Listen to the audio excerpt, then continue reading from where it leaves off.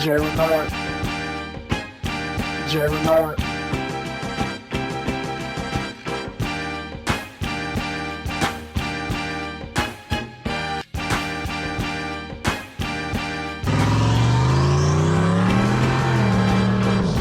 Alright, we got a mess out here, and I'm about to show y'all what's going on.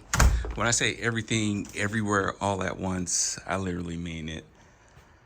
So I didn't realize this. Well, first of all, what's going on, my people, and welcome to the Sn95 Power channel. So, just a quick update, nothing serious today. It's 85 degrees out here, and it just reminded me how important it is to have air conditioning in your car.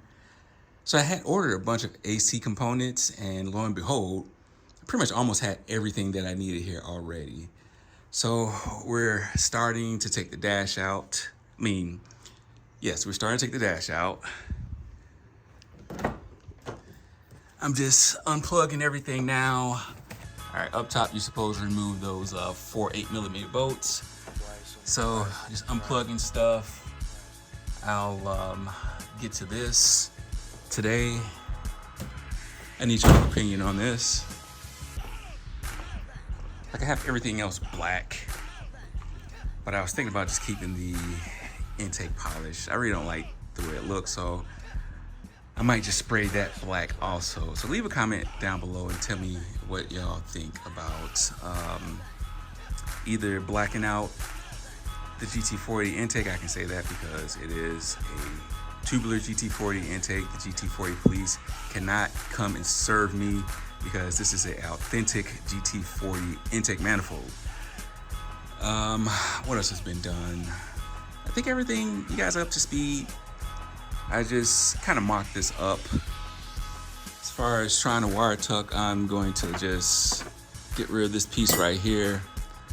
I have this header armor plus the lava wrap on the downpipe. This is some more heat shield on the wire harness. I've got another like corrugated heat shield that I'm going to come. So I'm going to double wrap the wire harness just to get that ugly plug from over in this corner. I haven't started on the massive, stupid heat exchanger transmission cooler. Haven't did that yet, so that's coming. Gosh, really the big thing today is these wheels. Like, I'm gonna go get all this stuff mounted. I didn't want to get this stuff mounted until I had the car finished, but I had some free time today, and time is running short. We got 2 events coming up on the 10th and the 11th. We have Lansing Cruise Night, and we also have Iowa Mustang Club. We have Chicago Mustang Club. It's really a schedule conflict. I didn't even realize that Chicago Mustang Club event was next weekend, and my man Isaac, he told me about it. So I'm kind of torn. Do I go to the local event, or do I go to the Iowa Mustang Club event? So if you're not in the Chicagoland area, Chicago Mustang Club is probably the biggest Mustang club in the Chicagoland area, and they, for the most part, always have like an annual season opening event, and they always have events throughout the year, throughout the season, and then they have a season closer. So the season opener is really the big event of the year, and I've tried to go there almost every year they had it. That's actually where I met Kenneth Sean, Blue Over Media, was at Chicago Mustang Club, their season opener. So the other thing about that date is Iowa Mustang Club. They're having their big car show, and yeah, I'm just kind of torn. I don't know which one I'm going to go to. They're both on the same day. I can't do both. So yeah, let me know what you guys think. Should I rock with the hometown, or should I go to the Iowa Mustang Club? I can't say the Iowa Mustang Club will have more cars.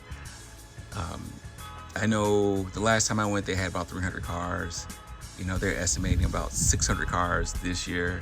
Chicago Mustang Club, you know, maybe on a good year, 200, I would estimate.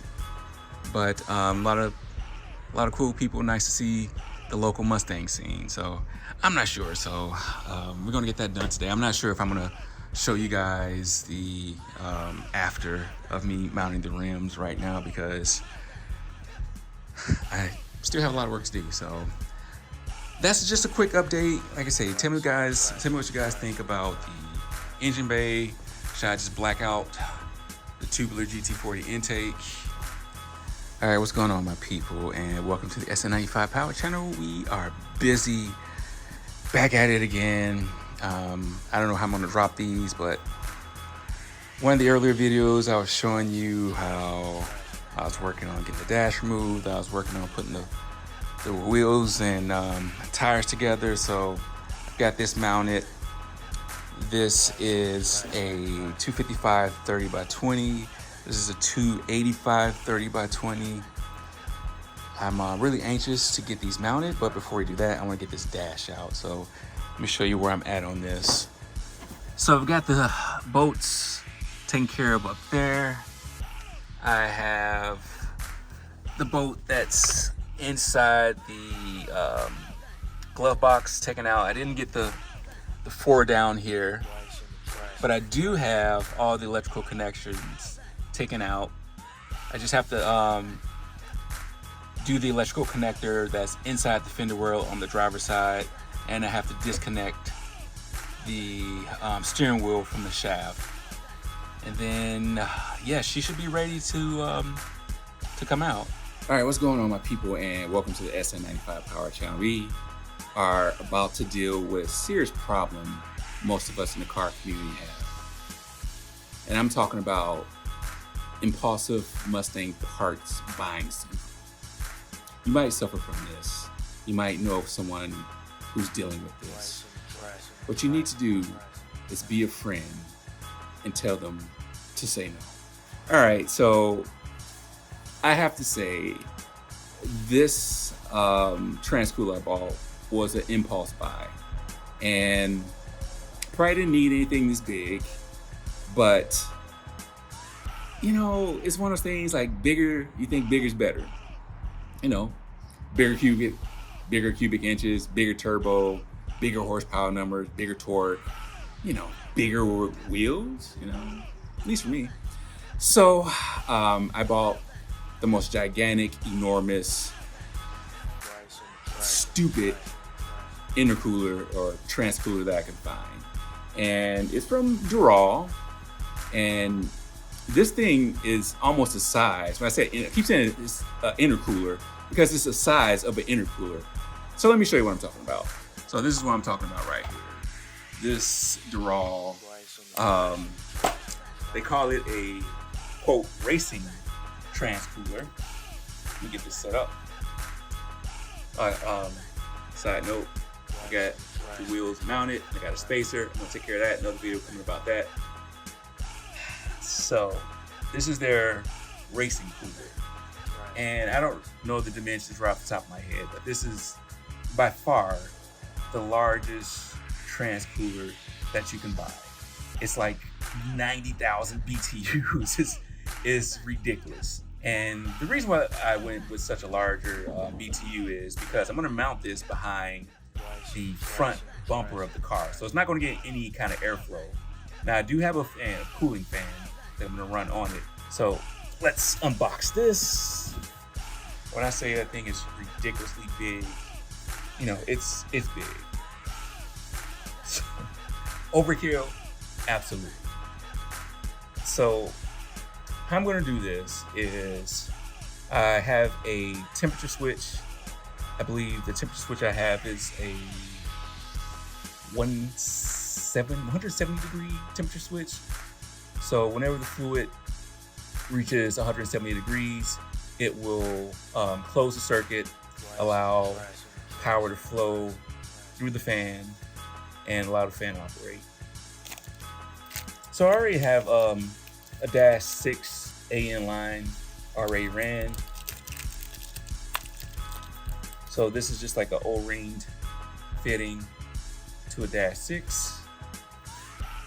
This will go into one of these ports.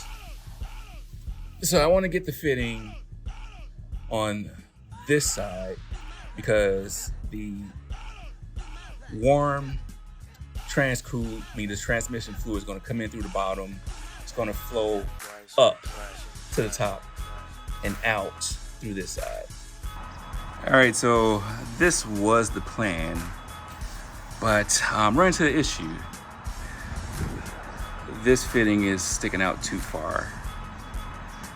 So what I need to do is I'm gonna have to cut a notch in this. It only needs to go back a little bit further. Cut a little notch in this to give this room to fit up in here. And hopefully that'll work. So let me get the angle grinder and see if I can cut a notch out of this. All right, so we paused from the trans cooler, and since my nephew Johnny came over here, decided to get that dash out because that thing is crazy heavy and I would have never got it out by myself. So now we're trying to figure out how to get this accumulator out. So we're gonna pop this lid off. There's like 25-year-old goo on here Johnny's trying to get off right now. But you think it's worth it, Johnny? Versus older cars versus this one? As far as going through all this just to have air conditioning. Oh, God, no. God, no. Oh, well, maybe for you, man, but I'm past that age of toughing it out for a street car. Like, I need some comfort. Yeah, I don't blame you. That's one thing I will say. When I got my car, I told my dad to take lines out automatically. I told him if I'm gonna drive my car, I don't want AC in it at all. See, that's hardcore right there. Well, we're gonna try to figure this out, so stay tuned. Yeah, what's up, my people, and welcome to the Sn95 Power Channel. Just a little quick how-to video since I'm out here grinding, trying to get this car ready for the weekend. Unfortunately, I don't think I'm not gonna bring this red car to any of the shows this weekend. We have Lansing Cruise Night, we have Chicago Mustang Club, we have Iowa Mustang Club. My plan was to make it to Lansing Cruise Night. That was locked in. Now, it was a toss-up between going to Chicago Mustang Club season opener or the Iowa Mustang Club season opener. Wasn't sure yet. But I had a lot of stuff to do with this red car, and I'm trying my hardest to get it done. So I'm gonna just give you a little overview of what I've done so far. Like, these videos are gosh, I'm just making stuff as I go. I'm not sure how I'm gonna put it together. So if it's redundant, like, don't get mad at me, y'all. So the dash and the AC. I've got all my pieces for the AC. I pulled the dash. I was gonna do a video on it. I'll probably throw something in here real quick. Just showing how much of a pain in the tail it was to get that dash out in the HVAC box. But we got it out and we got it back in, so check this out. So it's partly in there. So if you've done this before, there's 3 screws up the top. There's 2 screws on, 1 screw on the driver's side, 1 screw on the passenger side over there, and then you got 4 by the console. 1 screw I have in right now is this one over here by the driver's side, because I have my nephew Johnny over here helping me getting this in. Listen, if you can get this in and out by yourself, I salute you. Like, join the strongman world competition because you're a strong guy.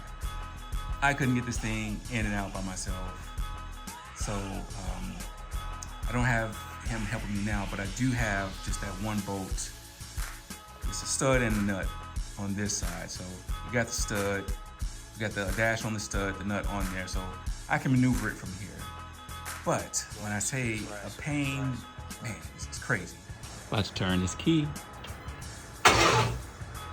We good?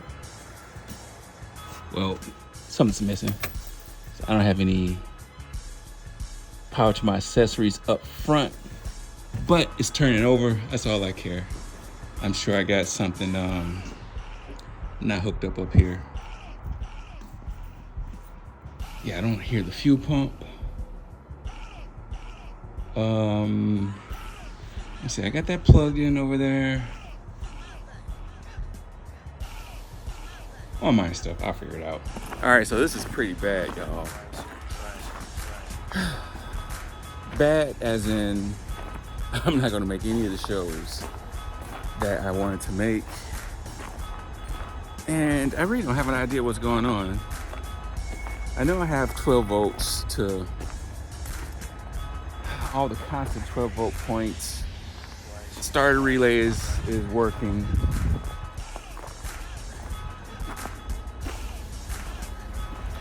Maybe the CCRM. The fuel pump works. I hot wired it, and it works with 12 volts going directly to it. So either I got a bad fuel pump relay or my CCRM, something's going on with the CCRM circuit. So I'm just gonna head up here to the junkyard, grab some relays, swap those out. Those are the easiest thing to do. I gotta say, like, finding Sn95 Mustangs at the junkyard now, V6 or especially V8, is getting harder and harder.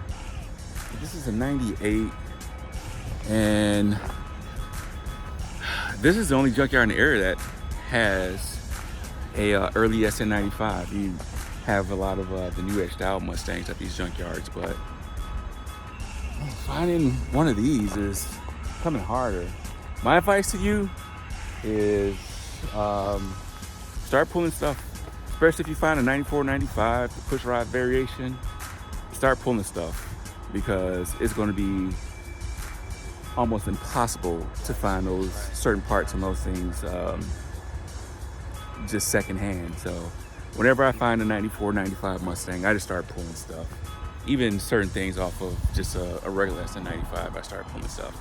So I'm gonna grab some relays. I might pull this dash back just to see if I missed anything, if there's a plug that I missed. But yeah, hopefully you figure this out today. One quick thing I did notice on mine, this cable right here, I actually have it, and I only believe this is just, I don't know what this is for.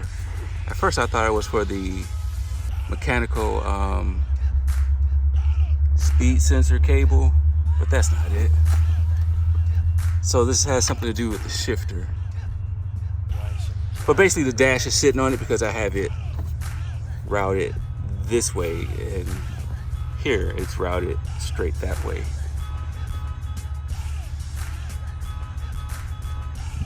Can't tell if the weight of the dash is sitting on that, if that makes a difference, but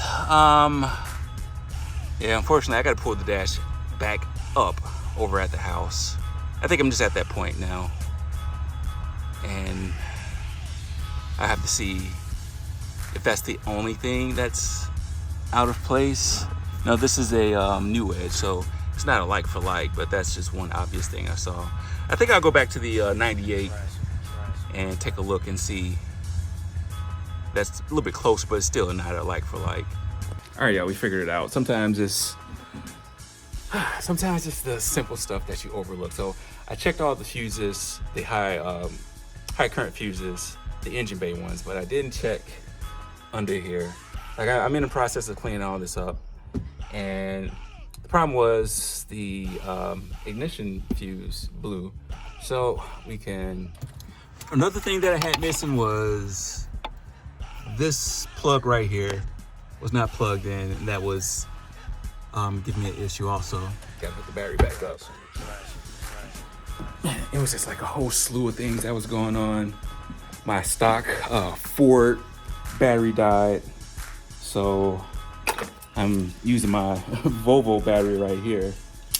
Let me do this real quick. So I was using the Volvo battery, my Volvo battery. My stock one was dead. It's just been a mess, but now we got fuel pressure. So, man, unfortunately, I'm not going to make it to any of the shows this weekend. But what's the lesson learned in all this? Is don't mess around with these cars, I guess. Just get your car to where it's running. And I shouldn't say that. There's nothing wrong with modding your car, but just be aware that when you start going into these 20-something-year-old cars, there's going to be problems that can awry. And you just gotta have patience, you gotta have perseverance, you gotta have a friend too. Like, I gotta shout out my channel sponsor, Gears Auto Work, Greg, for helping me remain sane throughout this whole process. So now it's all downhill. The wire tuck is done. The car should start because I have fuel, and the car will crank over. I showed you in that last video, I don't have to do that again. So now it's getting everything back together. So I'm not gonna make it to Chicago Mustang Club. I'm not gonna make it to Lansing Cruise Night. Probably won't even make it to Plainfield Cruise Night or Lockport Cruise Night, but we're there. So be sure to hang around. I'm gonna have this car out on the street soon. I'm very excited, and tell a couple of people about the channel. Appreciate your time. God bless.